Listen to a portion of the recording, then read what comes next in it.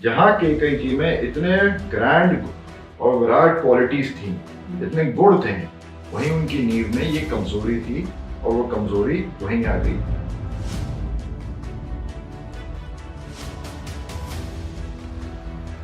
केकई जी को पुत्र मोह नहीं था, केकई जी को अपना मोह था, सिर्फ जो अहंकार का मोह होता है कि मैं बनूं।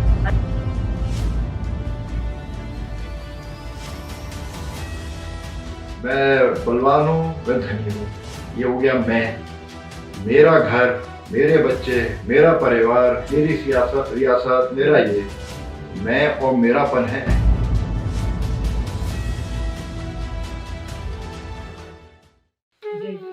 जय श्री राम।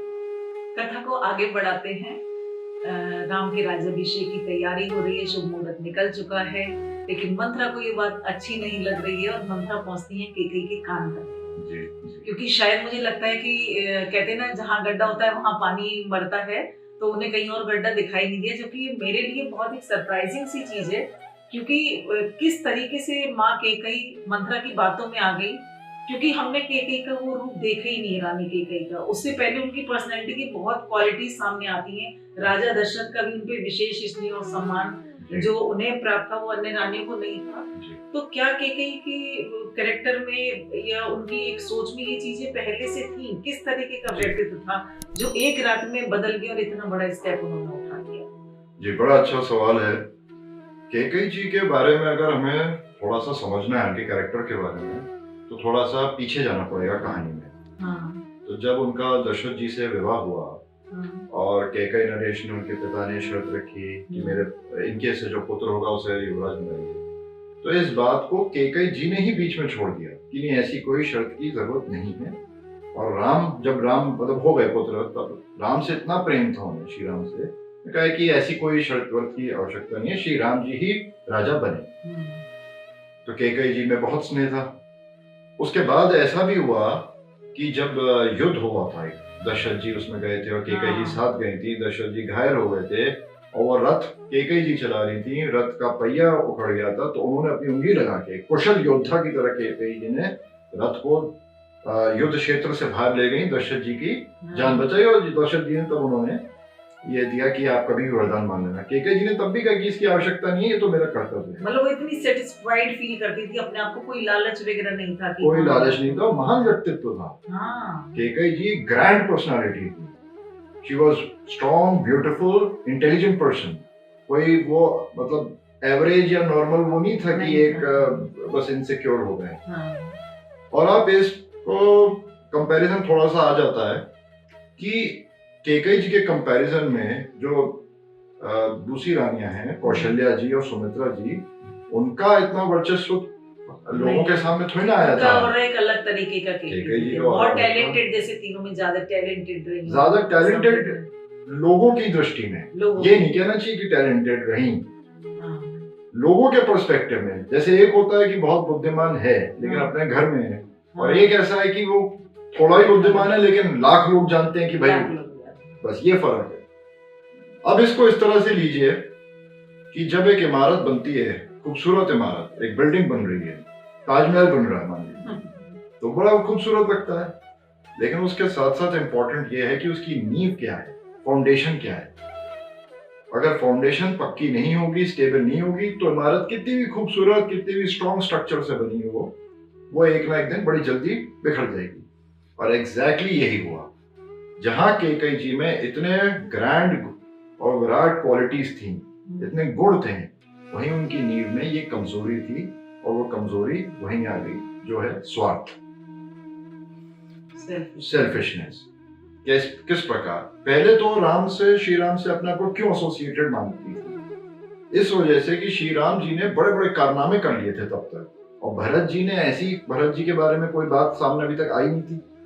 श्री राम जी ने ताड़ का वध कर दिया, सुबाहु मारीच का वध कर दिया, मतलब अलग कर दिया, मारीच को अलग कर फेंक दिया था, अहल्या को उद्धार कर दिया, शिव जी का धनुष तोड़ दिया था। तो ये सब हो चुका था घटनाएं, और राम जी का भी नाम पूरे विश्व में फैल गया था।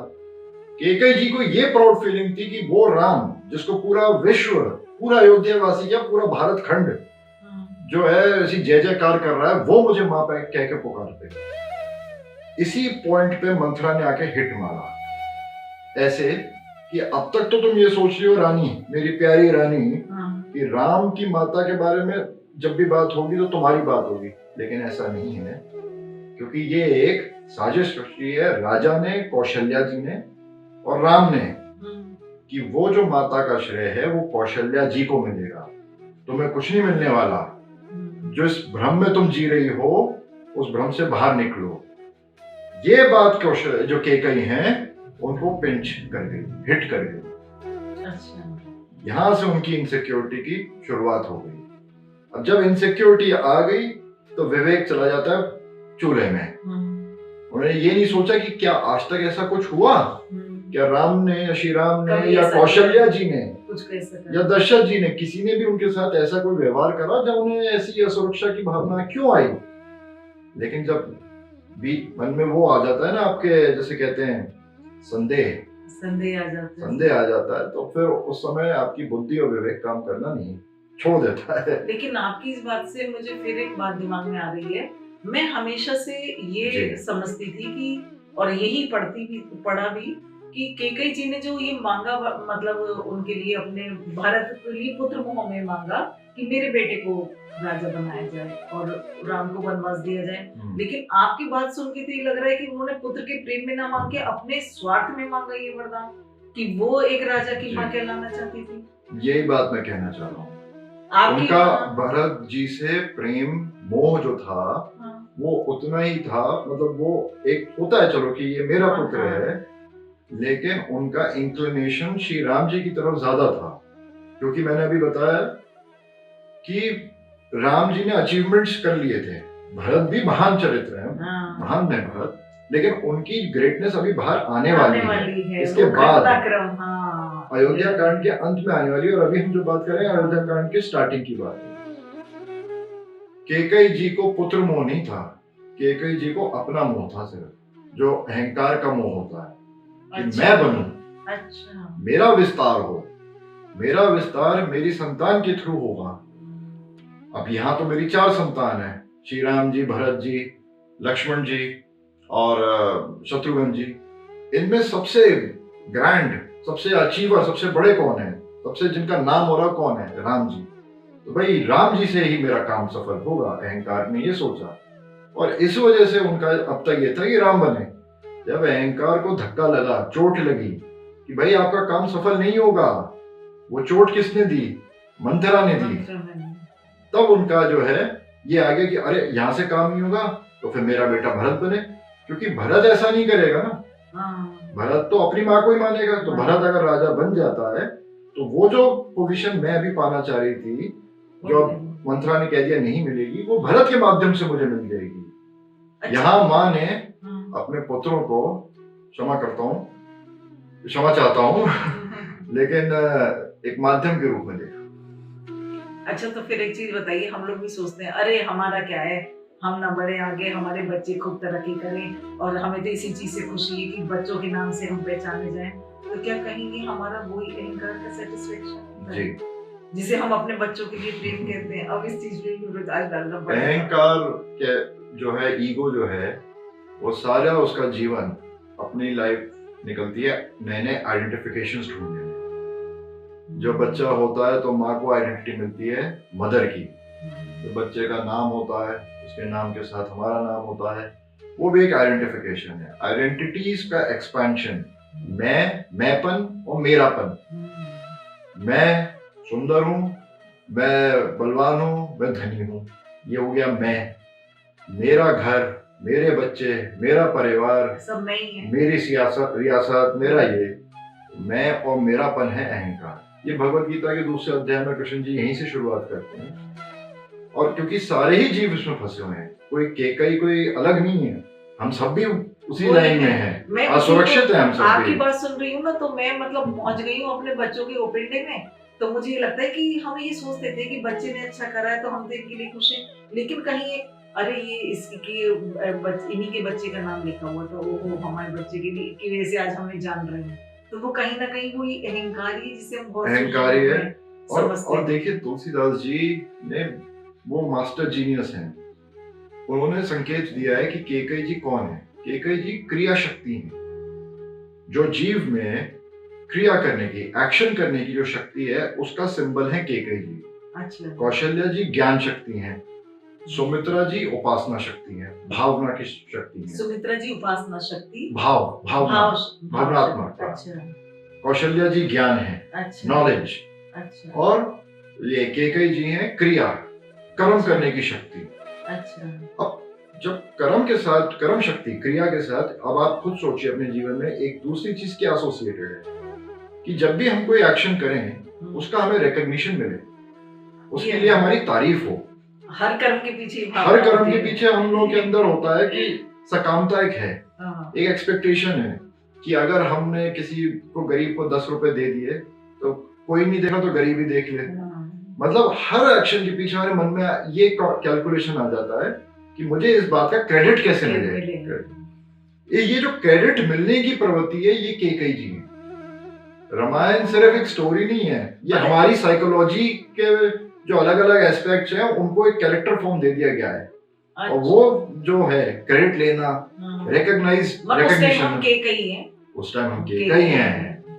और अगर हमें क्रेडिट नहीं मिलता, हमें दिखता है क्रेडिट नहीं मिलेगा, तो हम कैलकुलेशन बैठाते हैं कि अगर ऐसे नहीं मिलेगा तो ला भाई बेकारी 10 रुपए वापस दे मेरे, और मैं उसको दूंगा जिससे जहाँ 4 लोग खड़े होंगे उनके सामने दूंगा। अगर तुम अकेले खड़े हो, आसपास कोई नहीं तो नहीं दे रहा। ये होता है रजोगुण, इसको हम कहते हैं रजोगुण प्रवृत्ति। ये भी भगवत गीता में और मानस में खूब आता है कि दान भी सतोगुणी होता है, रजोगुणी तमोगुणी होता है। तो ये, या कोई भी कर्म, सृष्टि का हर पार्टिकल, ये जो है ना 3 gunas of nature, 3 modes of nature, इसमें आता है रजोगुण, सतोगुण और तमोगुण। तो इसमें राक्षस रहे या तमोगुणी, श्री राम जी और ये सब सतोगुणी, और केकई जी हैं वो हैं रजोगुण के प्रति। अच्छा। और रजोगुण तो अपनी तारीफ चाहता है, अपने को क्रेडिट मिले, अपने को रिकॉग्निशन मिले, ये रजोगुण का काम है। इसी सोच ने ही केकई जी से ये सब कुछ कराया। बिल्कुल, मतलब वो उसका फॉर्म एक अलग हो गया एक्शन का, लेकिन ये चीज उनमें पहले से थी, एक रिकॉग्निशन चाहिए। ये रजोगुण के जो बीज हैं, वो उनमें थे, वो हम सब में हैं। और हमारे अंदर जो रजोगुण के बीज हैं उनका नाम केकई है, आप ऐसे ही समझ लीजिए। लेकिन फिर आगे चल के हम देखते हैं कि उस रजोगुण से हमें कैसे पार पाना है, वो भी रामायण में हमें संकेत मिल जाता है। एक बात और आप सोचिए, रामायण और महाभारत में पूरी समानताएं यहाँ तक, दोनों ही कहानियों में झगड़ा जो वो रहा, विरोध, वो राज्य को लेकर रहा, जो गंधारी और कुंती में रहा, पांडव कौरव में रहा। फर्क सिर्फ इतना है कि गंधारी जी ने दुर्योधन जैसा पुत्र पाया, इस वजह से महाभारत हो गई, और केकई ने महान भरत जैसा पुत्र पाया, इस वजह से रामायण हो गई। इसीलिए रामायण है त्याग की कहानी। भाई और भाई के लिए कितना त्याग कर सकता है, प्रेम की पराकाष्ठा की कहानी है। हर कैरेक्टर अपने आप में त्याग की ऐसी मूर्ति है। इसीलिए वो हमारे यहाँ कहते हैं कि कोई भी हिंदू घर है तो वो ऐसा ना जहाँ पे तुलसी, गंगा जल और रामचरितमानस। महाभारत जैसा होता है वो है महाभारत। ये असुरक्षा में हम क्या क्या कर जाते हैं अपने स्वार्थ में। जैसा होना चाहिए वो है रामायण, कि असुरक्षित मत रहिए, श्री राम के जी के चरण में जाइए, जैसे कि भरत जी गए और अपने आप चीजें पश्चाताप में रहे। उन भरत जी के पश्चाताप से केकई जी ने भी पश्चाताप करा, और फिर श्री राम जी ने उन्हें अपना मां स्वीकार ही करा ना। तो फिर हम कौन होते हैं केकई जी को कुछ क्रिटिसाइज करने के लिए। इसका मतलब हम प्रभु के चरणों में जाएं, त्याग और समर्पण की भावना के साथ जाएं, तो शायद हमसे कुछ गलत होगा ही नहीं, और जो भी होगा वो बहुत कल्याणकारी होगा। जय सिया राम। जय सिया राम।